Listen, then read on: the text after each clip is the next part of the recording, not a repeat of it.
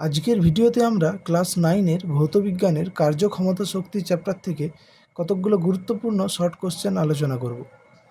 দেখো, প্রথম প্রশ্ন কি আছে, কার্য কি ধরনের রাশি, মানে স্কেলার রাশি না ভেক্টর রাশি? কার্যের কোনো দিক নেই, তাই কার্য একটি স্কেলার রাশি। আমরা জানি কার্য W = F × D, অর্থাৎ প্রযুক্ত বল ইন্টু সরণ। প্রযুক্ত বল এবং সরণ উভয়ই ভেক্টর রাশি, কিন্তু তাদের গুণফল কার্য একটি স্কেলার রাশি।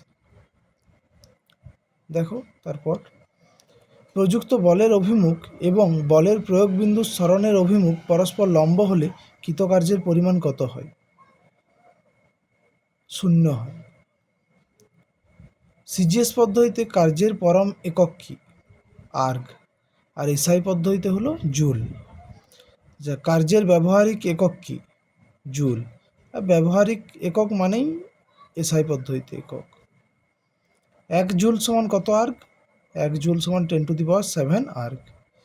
কার্য করার হারকে কি বলে? ক্ষমতা। ক্ষমতার ব্যবহারিক একক কি? ওয়াট। ওয়াটের পরিবর্তে এটাকে লেখা যায় জুল পার সেকেন্ড। কোনো বস্তুর কার্য করার সামর্থ্যকে কি বলে? শক্তি। এসআই পদ্ধতিতে শক্তির একক কি? জুল। আমরা জানি কার্যের একক আর শক্তির একক অভিন্ন। তারপর দেখো, স্থিতিশক্তি পরিমাপের সূত্র কি? স্থিতিশক্তি ইপি মানে পোটেনশিয়াল এনার্জি = mgh। এম মানে হলো বস্তুটির ভর, জি মানে ওই স্থানের অভিকর্ষীয় ত্বরণ, আর এইচ হলো বস্তুটির উচ্চতা।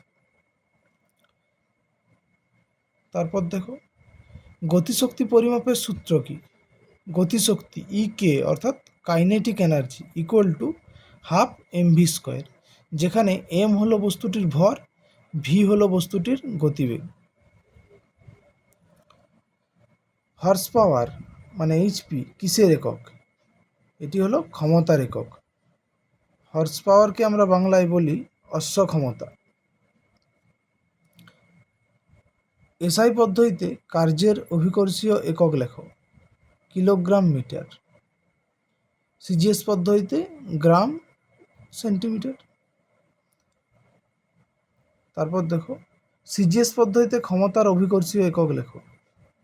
গ্রাম সেমি পার সেকেন্ড। এটা এসআই পদ্ধতিতে হবে কিলোগ্রাম মিটার পার সেকেন্ড। শক্তি কি ধরনের রাশি? শক্তি হলো স্কেলার রাশি। তারপর দেখো, বলের প্রয়োগ বিন্দু সরণ না হলেও কি কার্য সম্পাদিত হওয়া সম্ভব? না, সম্ভব নয়। আমরা জানি কার্য W = F × D। এক্ষেত্রে ডি এর মান 0 হলে